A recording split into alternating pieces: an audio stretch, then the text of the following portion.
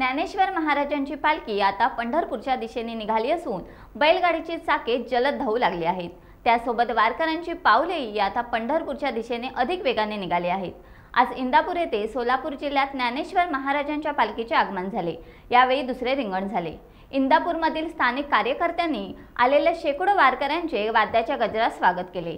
आता इंदापूरला मुक्कामी थांबण्यापेक्षा पंढरपूरच्या दिशेने काही वारकरी निघून गेले, कारण कधी एकदा पांडुरंगाची भेट होते असे त्यांना झाले आहे। सुखी संसाराची सोडून या गाठ, पाऊले चालती पंढरीची वाट, सारेच पांडुरंगाच्या भेटीसाठी आस लावून बसलेले आहेत।